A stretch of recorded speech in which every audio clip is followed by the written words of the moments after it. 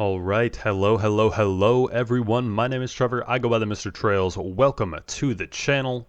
And it has been about a year now since I have posted a video on YouTube every 1 to 4 days. I think that's pretty cool. About this time, we were at 1,000 subscribers last year, and how much we have now is just incredible. Can't thank you guys enough. But you know, in all of that time, I haven't done a complete playthrough of the game.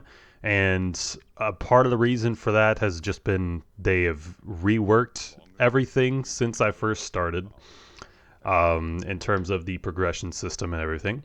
So I figured we would go back and do that now. But one of the things that has caught up to me in this past year is that I'm kind of burnt out on editing videos heavily. And that's sort of what this series would have been. But I'm going to try something different. I'm going to try just doing a full commentary over this as much as I can. But yeah, we're going to be going back to the beginning of the game. This will cover from about the beginning until I have my first build. The exact build that you would have at this portion of the game would be different based on your based on how good of pulls you had from your cell cores, which we will get into shortly. But I am going to be starting up my first fight here. You begin the game as Cat Sorrel for your initial hunt, as your sort of tutorial hunt. Movement is pretty standard on controller, but the one thing for keyboard and mouse is that space and jump are on, or space is not jump, space is dodge. Opposite keybinds that from what I would say is standard movement. So I have swapped that. And then you have light attacks. This is the sword that we are playing. You have light attacks, which are the X, Y, square, or left mouse buttons.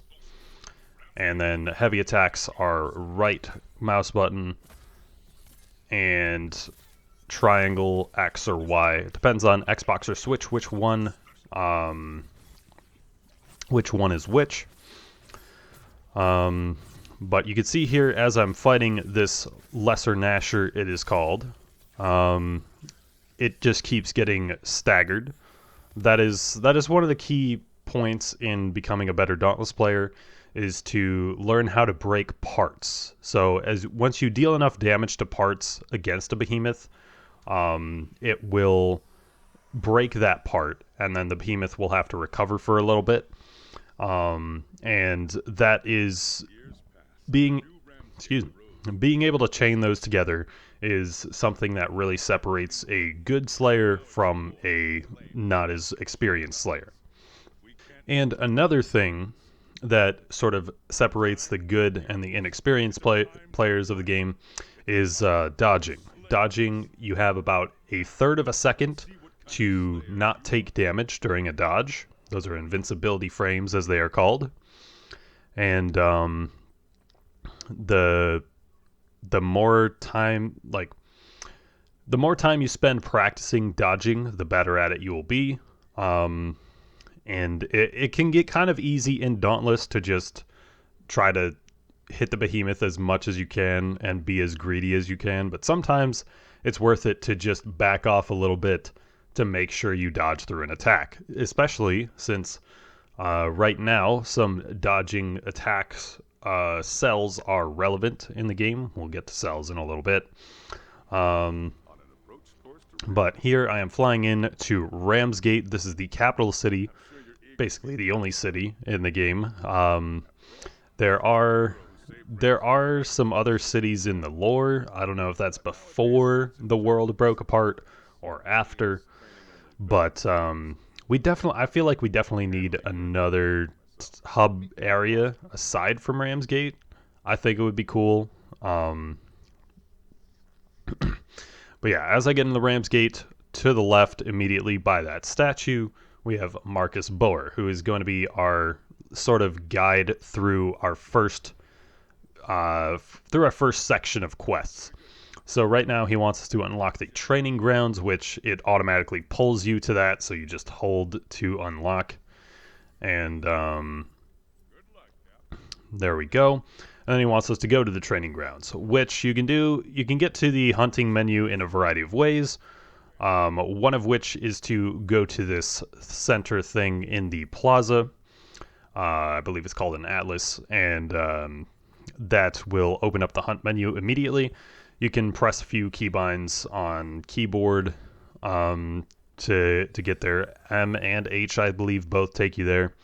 And then through the main menu, I believe it's the first option, through pressing any of your menu buttons on console or escape on keyboard.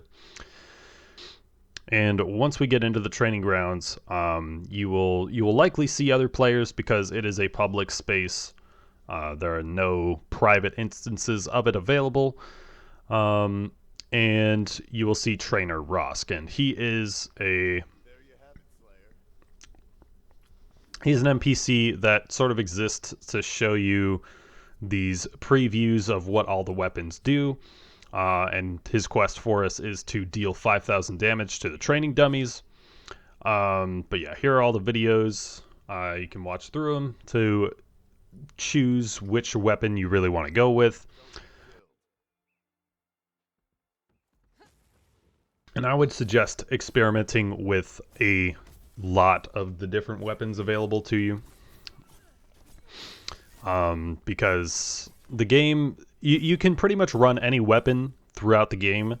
And aside from really top leaderboard times when it comes to competitive play, all the weapons are perfectly capable of killing the behemoths as long as you develop some skills with it and you are having fun. That's the main thing, is you want to have fun in playing a video game. So I play around with a few of the weapons in that sort of spirit. The two weapons I have touched in this playthrough against a real behemoth have been sword and strikers. And that's sort of just because strikers, there's a main quest to actually use them against behemoths. So, which I feel like they did change that quest come Reforged, I believe, and I think it was better originally, but because it actually made you use all of the combos for a purpose and not just to use all of the combos. But yeah, I've chosen sword for my main weapon for the playthrough. Most of that is because, like, if I was to play Warpike, then I would have a different build than most of the other weapons. And then if I had repeaters on, then I would also have a different build than what repeaters would even give you, like going a little bit forward, because the repeater refresh is around the corner. So yeah.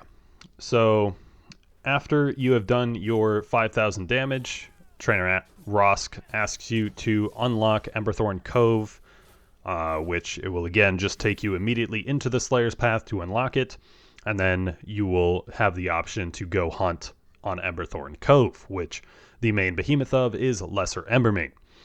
And I would suggest for newer players to do solo or private hunting as much as possible, because it's really all about you. You can play at your own pace, and then if you are failing, then you know it is something that you are doing, and then you can try to work to correct that. But in group play, like if your teammates are not doing as much damage as they are supposed to, then the behemoth can sort of take a much longer time to kill, because it does have more HP the more people that are added in. So you can see right here, I'm not really attacking the Embermane up front until I get that to happen, and that is called an interrupt. That is when you can use certain attacks in the game to knock a behemoth out of certain attacks that they do. Lesser Embermane here and all of the Embermane family, they have a charging attack that will that they'll like reel up from a while away, and they will come straight at you. And if you hit them with certain attacks, repeaters currently are the only weapon that you wouldn't be able to do this right away with. But like usually heavy attacks, any attack on axe or hammer, light attacks specifically on chain blades, those are going to be capable of knocking the behemoth out of those sort of moves. And you can tell what moves those are because they'll have a red spikes like you may have just seen there. So there we go. We got Lesser Embermane down. Here I only do the one that you're required to do. I would recommend that you do more. I actually have to go back into Emberthorn Cove a little bit later because I wanted to craft all of the armor right away. So I would recommend, as a newer player, you probably take down 2 or 3 Lesser Embermanes, get a better feel for the actual combat of the weapon you're using as well. And yeah. So immediately when I get back to Ramsgate, I unlock my second milestone on the Slayer's Path, and then while I'm in here, I might as well unlock everything else. The Slayer's Path, I believe default keybind is N on keyboard and mouse, and then it's a couple of options down from the escape menu. It was weird. In this, I actually had people dropping cauldrons.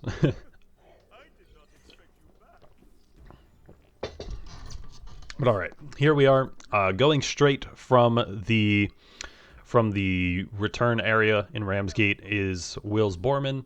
He is the weapon crafter, and he will ask us to craft an Embermane weapon. So the parts that you break off of a behemoth will allow you to make weapons and armor off of them. And pro tip here, you actually have the break parts and a little bit more than that of what you fought with the Lesser Gnasher from the tutorial fight. So you can actually craft Gnasher weapons and Gnasher armor before you even fight a Gnasher as like your actual character, which is pretty cool. So yeah, the next quest he has for us is to unlock a Boreal Outpost on the Slayer's Path and then fight 3 behemoths there. Using the Embermane weapon is pretty good for this because there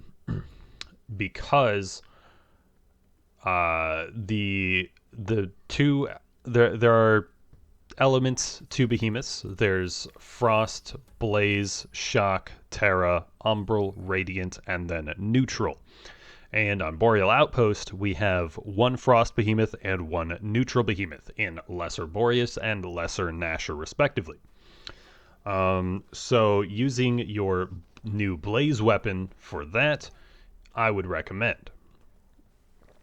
I think I might take a pause at some points in this commentary to like go grab some more water, because I don't really do this sort of uncut dialogue thing often.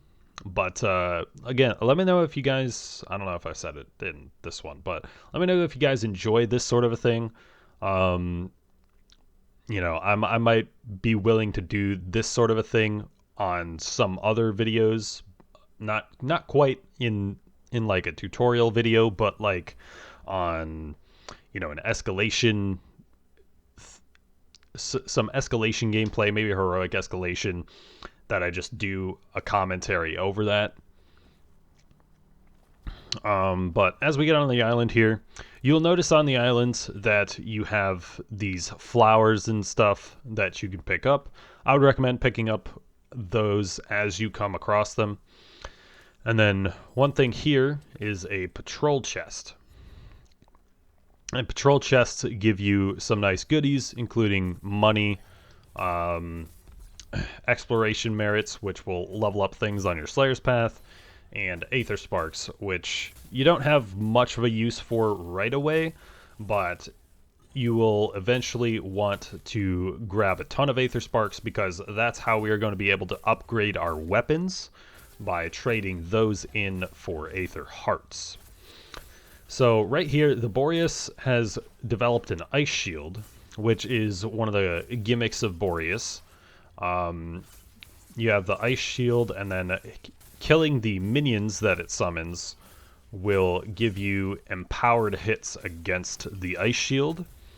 Because those hits will deal 300 damage, I think, no matter what, including against the Ice Shield. And when it goes into that Ice Shield mode, that is known as an Aether Charge. This is the first that you see of that mechanic. And really, Boreas is one of the few behemoths that does Aether Charge often. I believe it and Riftstalker are pretty much the only two that even an endgame player will see Aether Charge a lot. And that's because Riftstalker immediately starts the fight Aether Charged, and if you don't interrupt it, then it's going to stay Aether Charged. And then for Lesser Boreas, well, for Boreas family in general, it is a very early damage threshold. I believe it's about 20% of its damage, of its health bar, would be when it Aether Charges. So I'm coming over to the Gnasher here after killing a couple of Boreas. One thing I would recommend for newer players is to try to break off as many of the parts. Make sure you are hitting for yellow damage, because that will break the parts, allowing you to craft more weapons and armor faster. Right.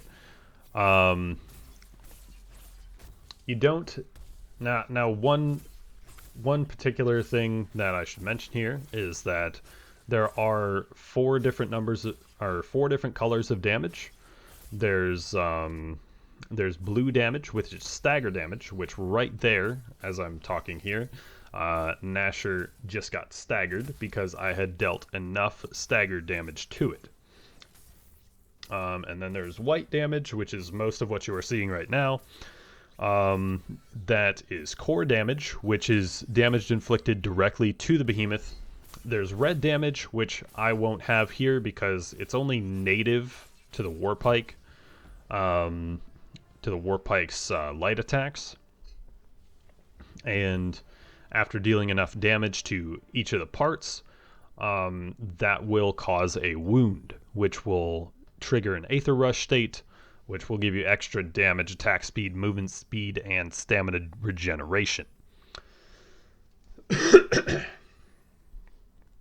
But then the final one is part damage, which is after dealing enough damage to the parts, you break them and you stun the behemoth for a short period of time, most of the time. But alright, I'm going back to Ramsgate here. On the island, I unlocked the next milestone, as well as the armor crafting node, and then I believe there was one other thing that I was able to unlock right there, but I did not. So each time you unlock a milestone, you will unlock more main quests. So sometimes you will just have to get some weapon experience to get further in the story. It was gliders. Gliders are just an easier way to get around the islands. You just tap your jump button twice, and then you will start flying.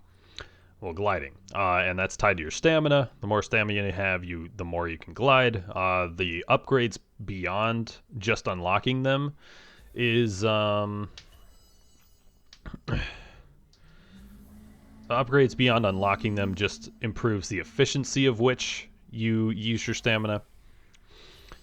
So our quest from Moira, who is next to Will's Borman in Ramsgate, will have us crafting any piece of Boreas armor. It only wants you to craft one.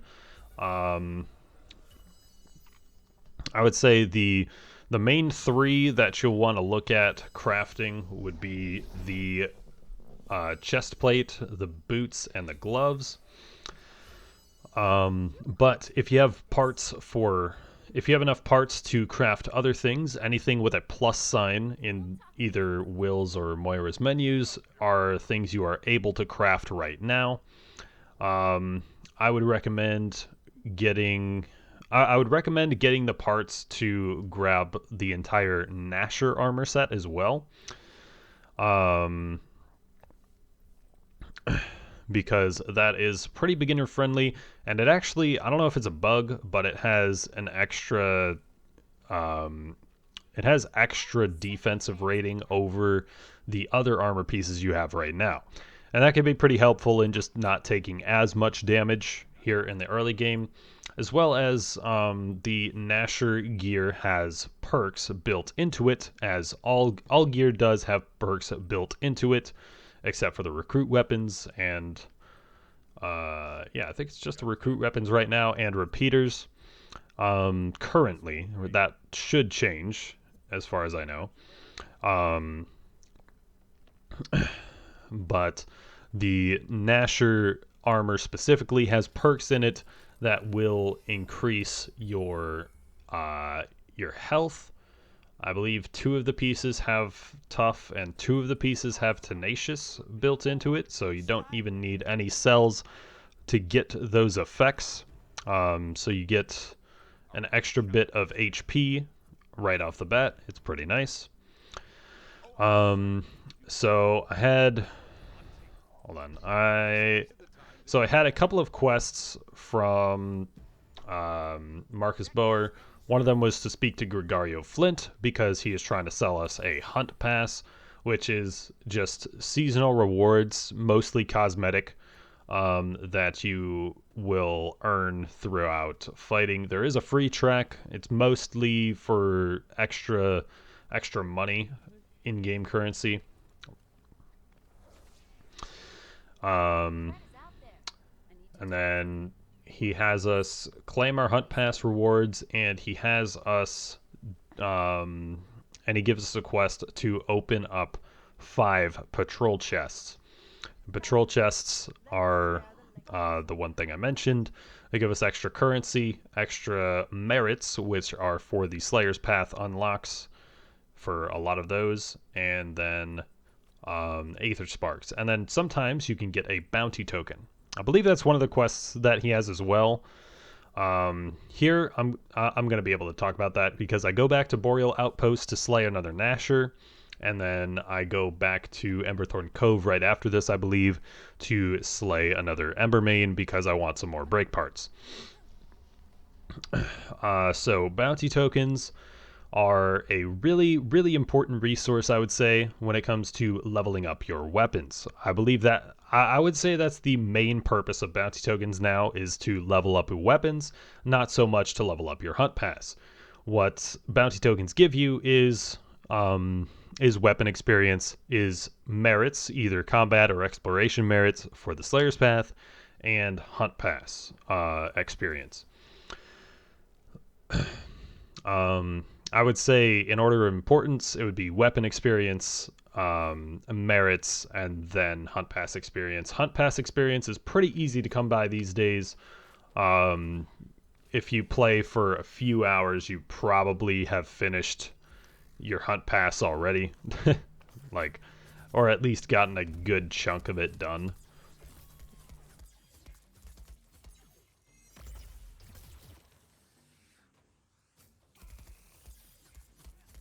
But when you draft a bounty, you're given a like short-term goal, kind of like a mini quest, if you will, to perform certain things when you're out hunting. Either some of them are gathering resources, others of them are, you know, deal X amount of stagger damage to a behemoth, X amount of part damage to a behemoth, slay a number of behemoths with a certain element of weapon or a certain type of weapon. The list goes on of what they could be, but they are rather important when it comes to my neighbor has a loud truck engine when he first starts it up.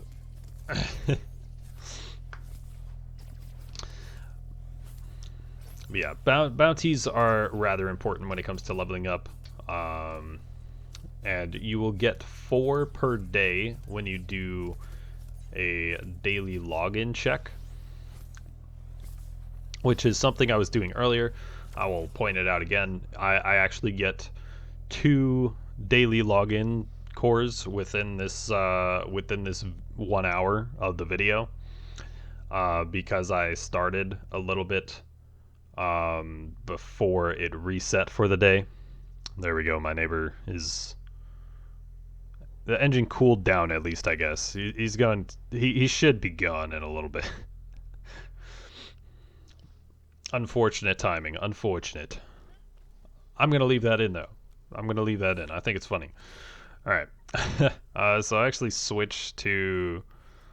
so I actually throw in some of my cells that I got from 1 or 2 cores earlier. Which I'll point that out after this. I should get a couple more cells in Ramsgate next time I'm in there.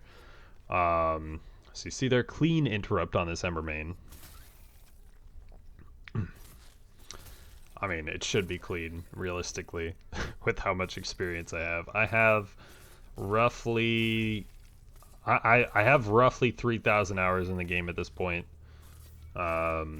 Between all of the installations I have. I actually have 4 installations of Dauntless on my computer.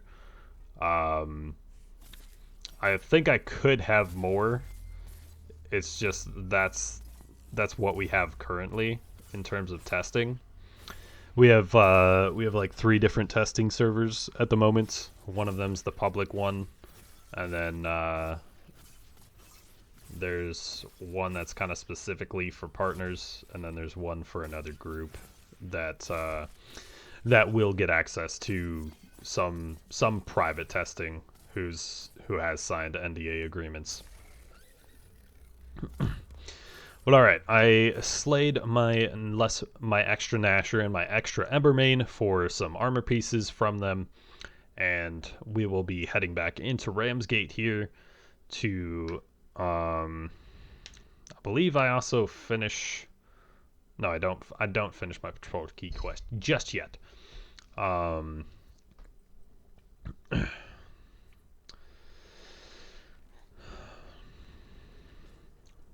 here I go. I'm crafting my Gnasher helmet, which has Tenacious and a defense slot.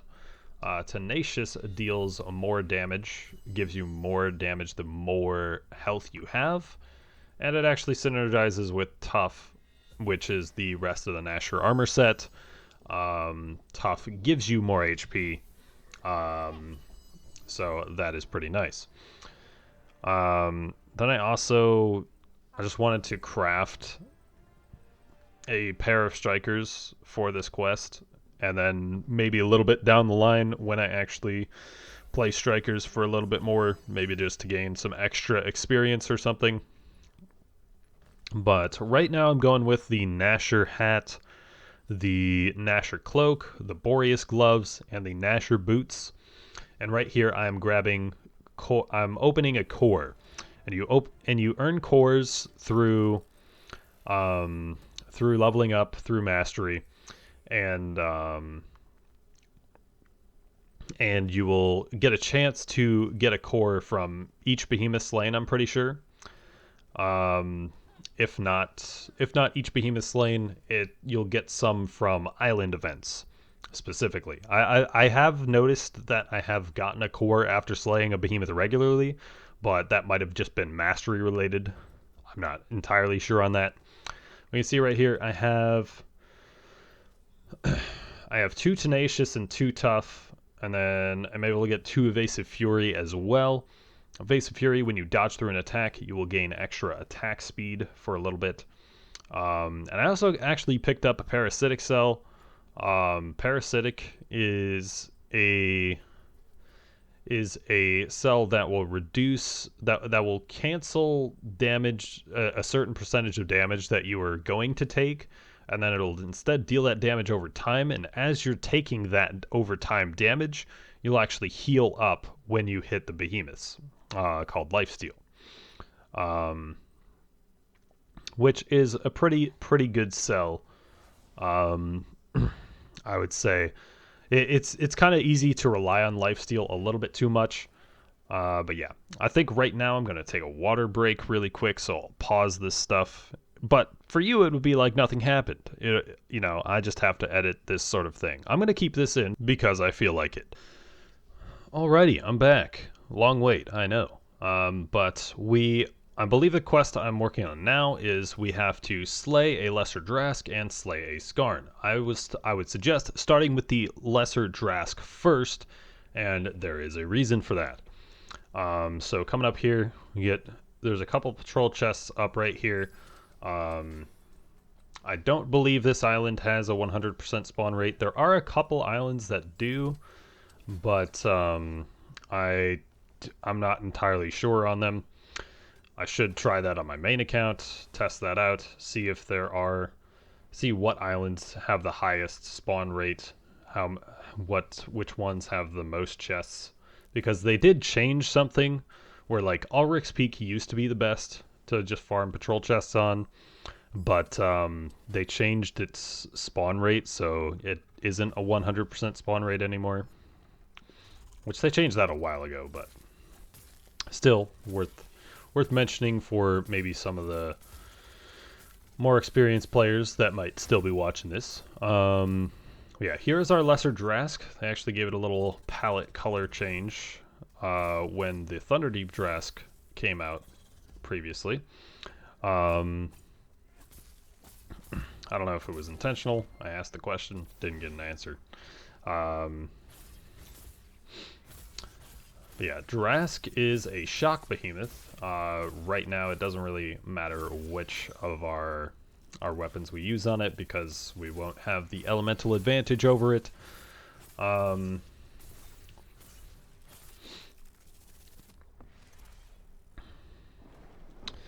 you can see here it's going to try to zap 3 times. If you're not directly in front of it, there's pretty much not a good chance that it will try to hit you. With its higher level counterparts, it will actually turn and move and try to get that blast to hit you. But yeah, it's many of these fights are pretty easy. In the early going, Behemoth only has 10,000 to 20,000 HP at a lesser level. But other fights on this same island you might experience be a little bit tougher. I believe Quillshot is actually the only one that spawns as a regular form on this island, which I will actually struggle through a little bit because of, you know, what my power level is at and how much HP it has. But I fight another lesser Drask here.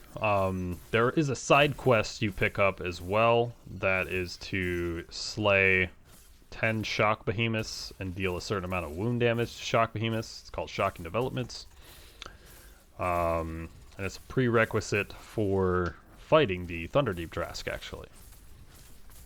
But you unlock that this early in the game. So you see see right here, it's trying to target me with that laser. Pretty easy to avoid though, I would say.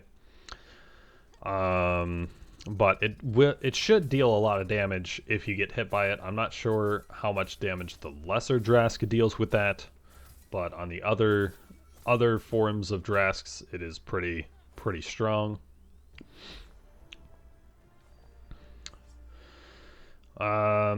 So right here, I kind of was like, I'll fight this lesser Embermane, and then for some reason I just decided, you know what, I'm not gonna fight this. So I just decided, I'm just gonna fly away now.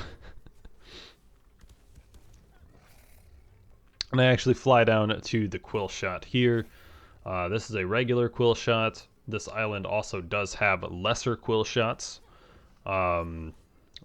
But even though this is level 3, the difference between a lesser Quillshot and a regular Quillshot are about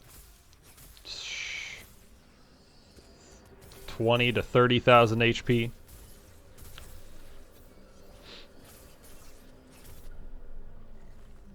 Oh, we got some garbage trucks outside. Or something. I'm pretty sure it's a garbage truck.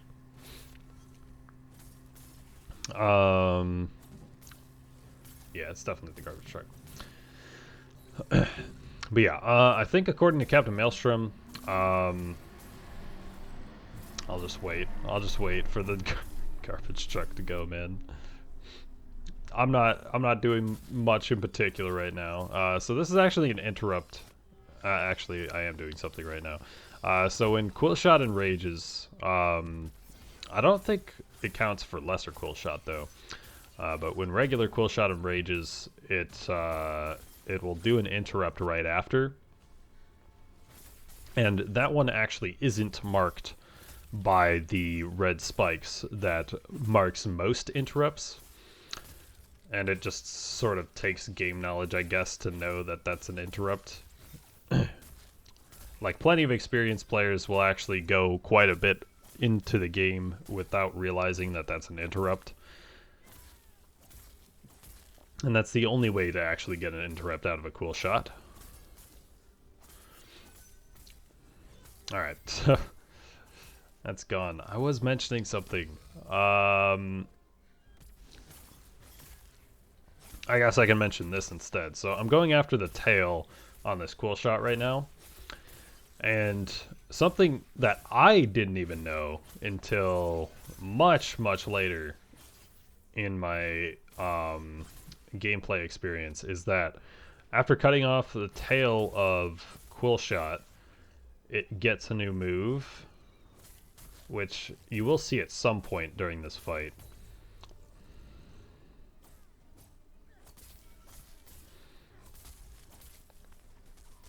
And then I'm kind of blanking here on that interrupt.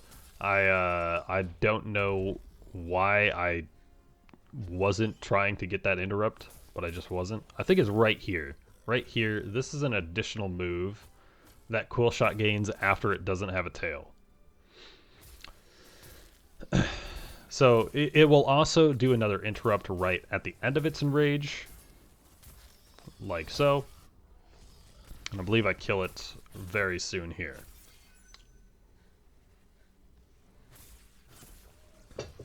Oh, I was talking about the HP thing. I think according to Captain Maelstrom, he said that level does not determine anything about HP. All that level does is determine the behemoth's power rating on that regard. So whether or not you have a level 3 Quillshot or a level 5 Quillshot, it's going to have the same HP. Whether or not you have a level 3 Lesser Drask or a level 5 Lesser Drask, it's going to have the same amount of HP. Another thing that level determines for any of the newer players is how much XP you gain. The difference between yours and the behemoth's level will determine how much experience you gain from killing it. You gain more experience from killing behemoths that are a higher level than you, and you gain less experience from behemoths that are a lower level than you. And if you are more than 5 levels above the behemoth, I believe, you gain 0 experience for killing a behemoth that is that much weaker than you.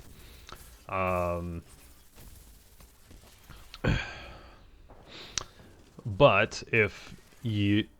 But on the opposite end, if the behemoth is more than 5 levels than you, then you just get the credit for a 5 level or higher behemoth. Well, I guess that's why it's a 5 level or higher. I believe the max base experience payout is 225 experience when you kill a behemoth that is 5 or more levels higher than you. But yeah, whether it's a 5 level higher behemoth or a 10 level higher behemoth, it will give you the same experience payout. So it's worth to try and stay as close to the 5 levels higher than you as possible when you're really trying to level up quickly. But I don't think there's any real case of that throughout your initial questing. So here I turn in my quest for the patrol chests to Gregario, and then I grab some more cell cores. I got 3 of them, which I believe I get a pulse. No, I don't get pulse here. I get it a little bit later. But any of these cell cores that you will see, we'll get into that probably the next video of this because I don't get into it here. But any of the cell cores you open will give you a +1 version of the perk of that cell, and you can upgrade those a bit later on, but for now you can only have the +1s. And then a reason that I fought that Quillshot was I wanted to grab a couple of the armor pieces from it. Well, I guess one of them. It was just the chest piece and the helmet, in case I did some Warpike stuff, because the best build on an early game Warpike would be different from the best build on other weapons, I would say, because Warpikes have the ability to unlock a really high damage bonus with the Savagery Cell. So right here, I'm kind of awkwardly just thinking, wait, I can't actually use any of these because I didn't unlock tonics at this point yet. So Catalyst doesn't help. Cascade, you need a lantern for, which haven't unlocked lanterns yet. Medic, I'm not playing with teammates because I'm playing solo. So Aetherborn's my real option there. I think I just equipped Catalyst anyway because there wasn't much of a point in running Aetherborn. So next up here we have Skarn, and the reason we slay Lesser Drask first is because Skarn is weak to shock weapons, and Drask, being a shock behemoth, makes shock weapons. So the opposites in terms of typing are Blaze and Frost, Shock and Terra, and then Umbral and Radiant. Those are all opposite of each other. If you wear Terra armor, for example, versus a Terra behemoth, then you will have extra defensive rating. But if you wear Shock armor versus that Terra behemoth, then you will have less defensive rating against that behemoth.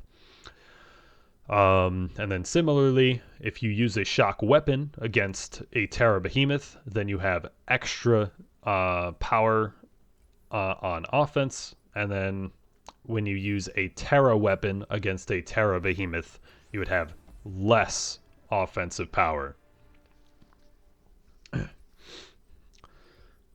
So right here, so these bounties are from when I had started the playthrough a couple of weeks ago that I was trying to get through, which that kind of failed.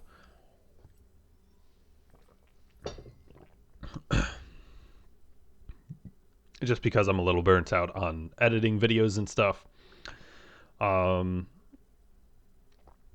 So I didn't really pull them until I knew like I had actually earned those bounties completely, because the Slay Behemoths one, I held off on that one a little bit because I knew that I hadn't quite slain 8 behemoths yet, because bounties and stuff like that and cosmetics, they do not get reset when you reset your account. So I kind of had to wait on that,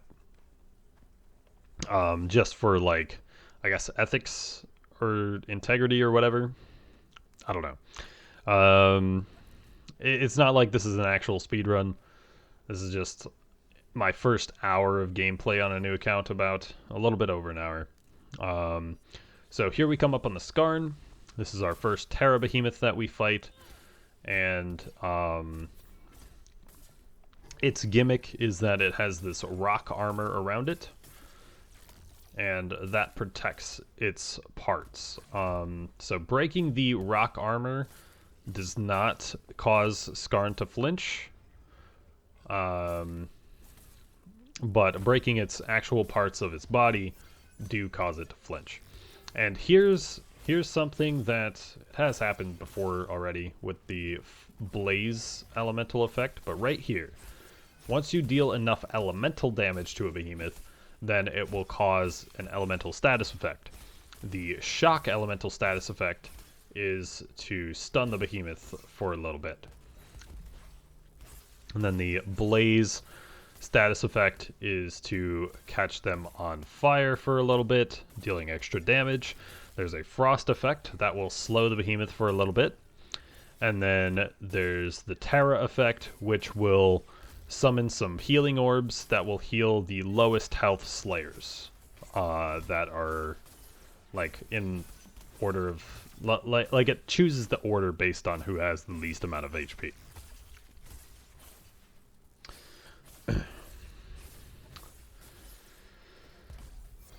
So right here, this is in Rage.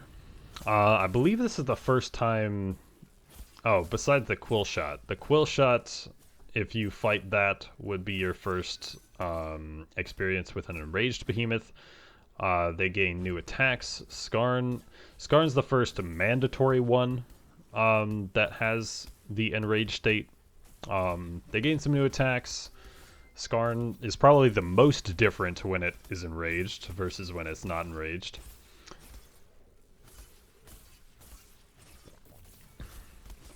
But most enraged states are caused by a damage threshold. It depends on the behemoth when that is exactly.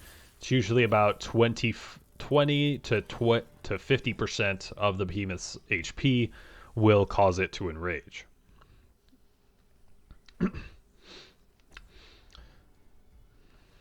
Skarn's a little bit closer to the 50%, I think. Probably about 40%, 45%. It also, I think it also depends on the amount of time the fight has already lasted, to some extent. When it will decide to enrage. I think there is some type of a cooldown on enraged states. Some things can cause that to be overridden, but I decided to fight a Gnasher here. I'm not really sure why. I think I just decided to stay on the island a little bit longer. I guess to fight another Skarn too, but I could have just gone to the other Skarn. But this is a regular Gnasher. Again, the regular versions of behemoths will have quite a bit more HP than the lesser versions. And so will everything else. So the amount of stagger damage you have to deal will go up, the amount of wound damage you have to deal will go up, the amount of part damage to break the parts will also go up. And one thing I haven't mentioned just yet is unique effects on weapons. Weapons have a built-in perk like the armor does, but they also have a unique ability based on the behemoth that those weapons come from. I thought that was funny right there. The resounding echo into the air, therefore not dealing any damage. Very fun. But weapons will have an extra ability based on what behemoth they come from. For Drask, the weapon I have equipped right now, it will either deal extra damage versus the heads of the behemoth or the tails of the behemoth. For sword, it's tails. For axe, hammer, strikers, it's heads. For chain blades and warpike, it's tails. Again, repeater refresh hasn't happened just yet, so they actually don't have a Drask version of the weapon. So repeaters kind of get crushed in the early game when it comes to that sort of stuff. I believe the repeater refresh does fix that though, and that is about 2-ish weeks away from the time of this video. 2 weeks and a couple of days is when it should be out. 2 or 3 actually. Maybe it's 3 weeks. It might be 3 weeks. Yeah, here I'm just doing a little bit of material farming as I go to my next fight. Mushrooms. The mushrooms that you see called blisterwort, those are easily the most valuable of the farming ingredients of the plants that you will find on the islands. There are a couple of islands where it is a common thing to find, and those I might end up spending a lot of time on throughout this series, just because of how valuable those are. Because those are used in the main. Those are used in like 4 of the 6. Are there 6? I would say there are 5 main tonics, and they are used in 4 of them. Tonics, you can see at the bottom right of my screen, I have a 2, 3, 4, which we will unlock shortly, I think. But those are extra consumables.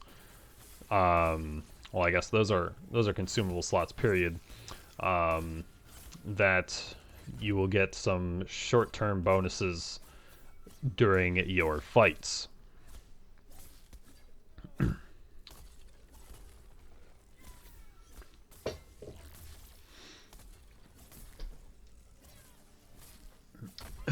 I don't think you could quite see it because it was a little bit off the screen there. But when the Skarn stands on its hind legs like that, that is an interrupt opportunity for you.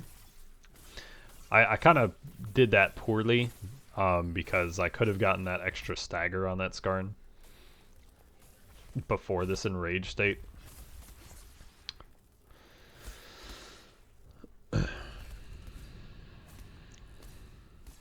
Right here, I'm just kind of being careful, which didn't end up working for me. I have yet to die. Oh, spoiler alert, I have yet to die in this playthrough so far. Maybe that'll be an extra goal I have, is to just not die at any point. Which will definitely be easier once I have the Avenging Overdrive special for Sword.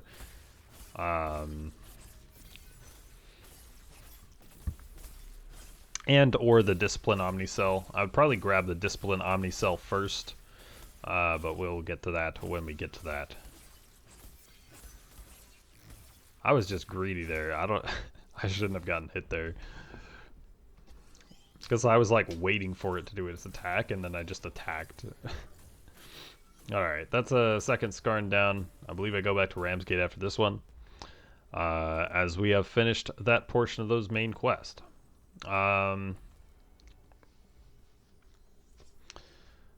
Which I believe after this, I just need to get a little bit more experience on my weapons, if I'm not mistaken. I don't know, we shall see. Which I ended up playing Strikers for.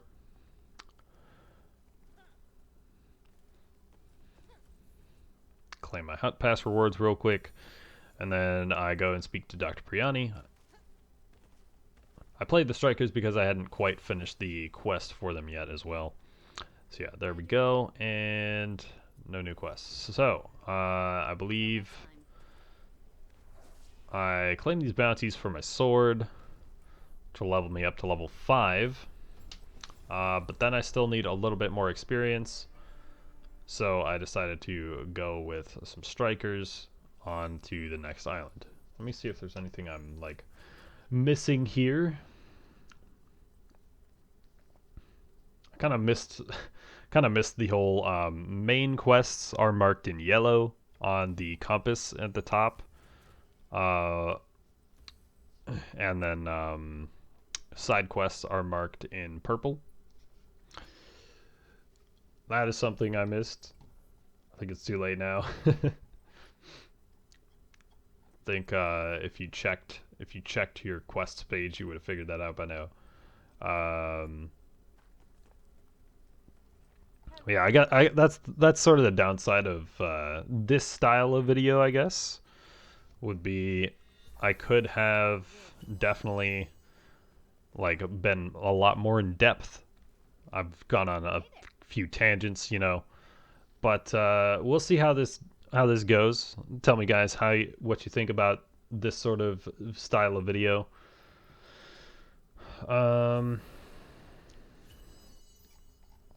Let me see if there's anything else I really missed. Right now I'm just crafting some more stuff. I would say the 2 armor pieces from Skarn that you kind of want to grab is the gloves and the helmet. The helmet is pretty similar to the Gnasher helmet, except it has tough inside the helmet, I believe. And then I think my end build does actually end up using the Skarn gloves, because even at Fortress +1, it's pretty solid on the amount of shield you can end up getting for at least the start of a fight.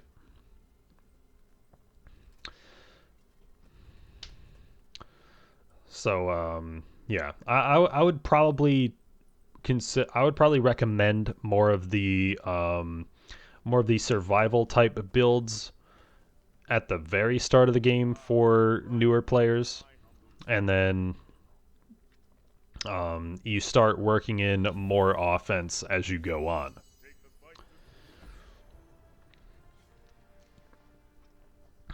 Right here, I believe I go into a public hunt on Revelation Rock here.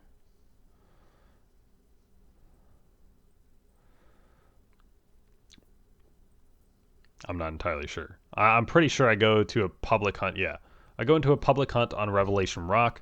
The reason for that is I am looking to not only grab a little bit more weapon experience, but what I am doing here is that I wanted to find an island event, and I was hoping that I would find an island event going on so I could get, a little bit of a head start on some extra Aether Sparks, on some extra combat and exploration merits and stuff like that, while I am, sort of forced to grab some extra weapon experience before I get to the next set of quests.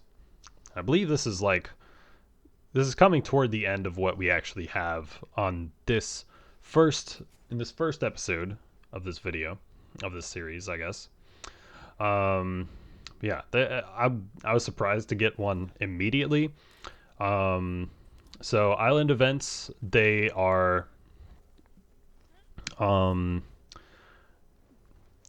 like timed events that will have multiple behemoths at them usually, or just one really strong behemoth. This is an Aether Surge, which will have little creatures, as you see that right there is called a Grook. It will have a little behemoths, little creatures called fauna that are hanging around during the fight and in between fights, and you will face multiple behemoths. I think we face 3 Quillshots during this event specifically. They can be different. I believe it's random which behemoths you fight at which times.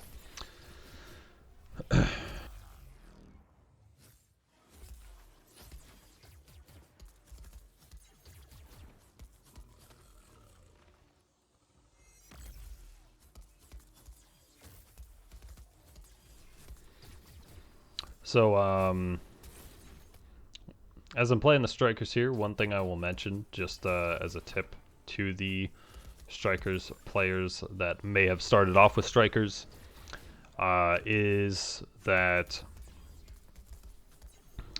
you want to... So each time you finish a combo, the last move of your combo hits the behemoth or a piece of fauna or something, it will give you a mantra, which I'm kind of ignoring right now. There we go. So when you have one mantra, you have the Tempest Form ability that will give you extra attack speed. Your 2 mantra is Tempest or Karma Breaker, which will deal some upfront damage and then will deal a damage over time. And then you have a 3 mantra ability, which is which at the start here is Adamant Bolt, and that will just deal a pretty large blast of damage. People like to call it the Kamehameha, which is pretty accurate.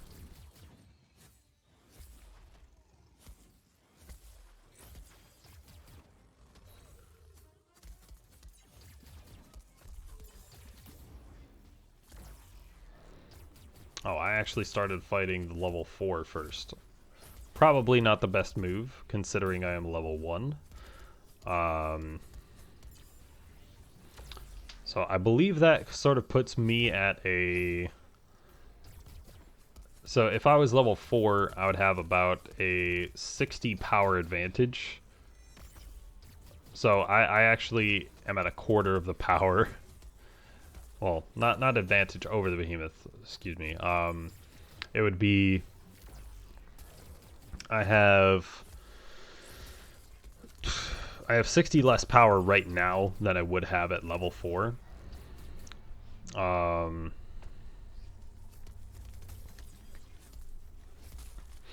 So like I have a quarter of the power that I should, I guess, fighting that that Quillshot there. But here I leveled up to level 2. So thing that's nice, you can level up during a fight with a behemoth. So you will actually just start dealing more damage versus that behemoth in most cases, I would say.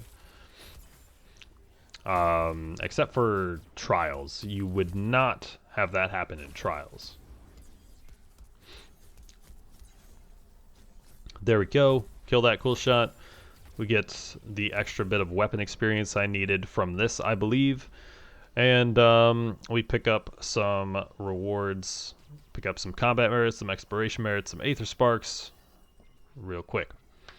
But yeah, island events, they happen roughly every 10 minutes of an island instance, maybe 15 after the first one, but the first one always comes at around 10 minutes of the island existing.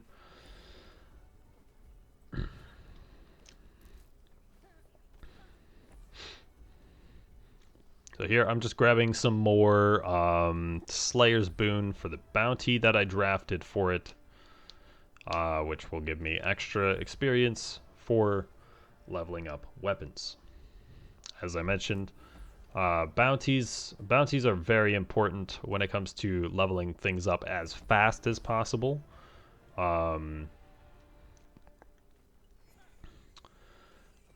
You'll get bounty tokens from... You can get bounty tokens from patrol chests. And you can get... you get 4 bounty tokens per day from daily logins.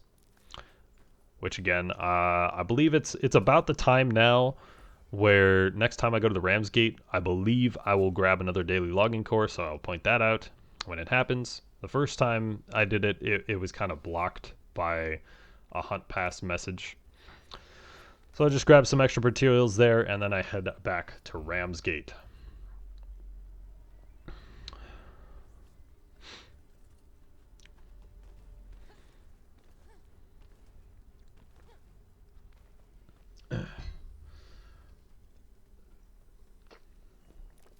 We're almost done. I will not take another break. I didn't know I kept grabbing that many materials. Alright, there we go. So I finished this quest with the Scarred Master here on dealing damage with each of the combos of strikers. And then I would actually recommend unlocking this okay, never mind. We're going to the core breaker. We're opening some cores. You see I got an uncommon core from that. So the difference between a common, uncommon, and a rare cell core is that you will just get more cells out of the higher rarities. It used to be you would be able to get higher rarity cells, but they have since changed that. See there, I get a pulse cell, which Pulse is, I would say, pretty decent in the early game. Um, Pretty lucky that I was able to get one. I would say the best sword, this is the best sword that I have currently in the early game, is Boreas sword. For other weapons, I might say it would be Drask weapon would be your best weapon for like hammer, axe, and strikers right now. Um,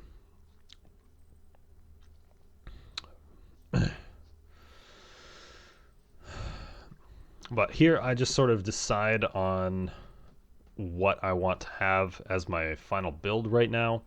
You see, I've got. I think this should be what my final build is. I think I just replace a bloodless. I think I still have a bloodless in there from not having more cells to put in there. But yeah, here we go. I unlock milestone 4 on the Slayer's Path. I would actually recommend doing this on an island because there's a bug where the quests will not unlock until you go to an island and come back if you do this in Ramsgate.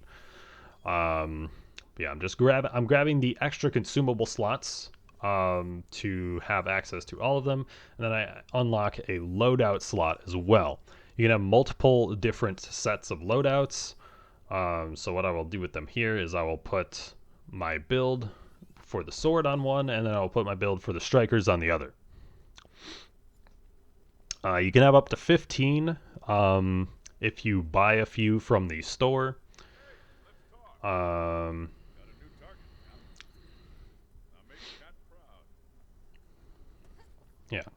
What was the quest I just picked up? I think it was Slay Charog and Shrike, but I think I am done at this point.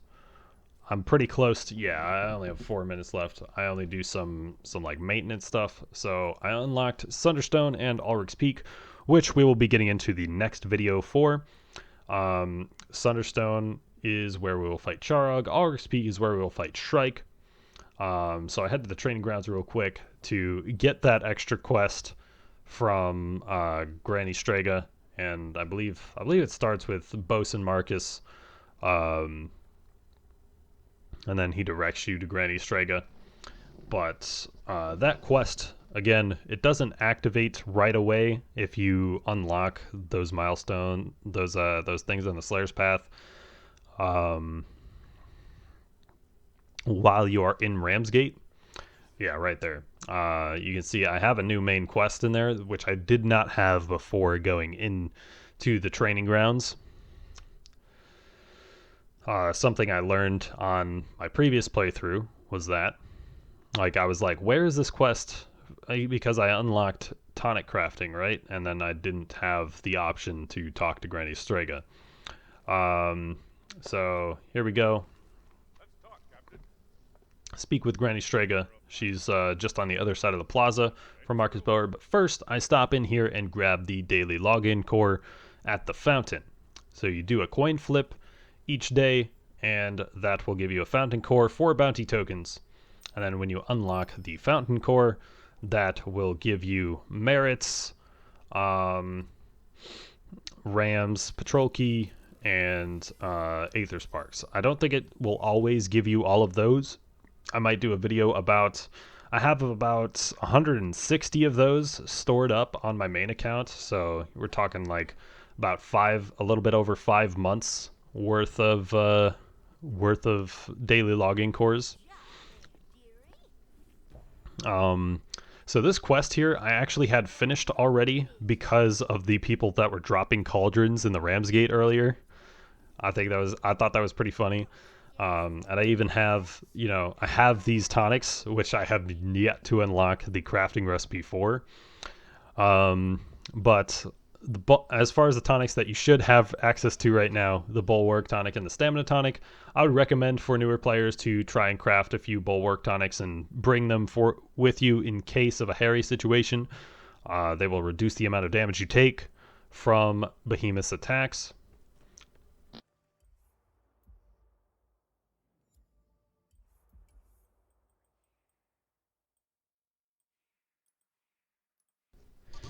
But I'm just claiming and grabbing a couple new bounties here.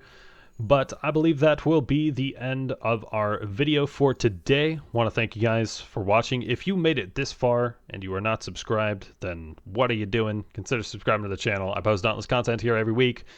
And head over to the Twitch. I'm there Thursday, Friday, and Saturday, about 4 o'clock Eastern time. Yeah, here right now, actually right now we have our final tweaks to the build. I put an extra tough cell in my sword, and then I believe I have bloodless in the helmet that I swap for a 9 lives, because that's just the best of those remaining defensive cells that I have. So my build right now is Boreas sword, rage, tough, valiant overdrive, no lantern. We have Gnasher helmet, 9 lives. We have Gnasher cloak, parasitic. We have the Skarn gloves with tough, and we have the Boreas feet with pulse inside.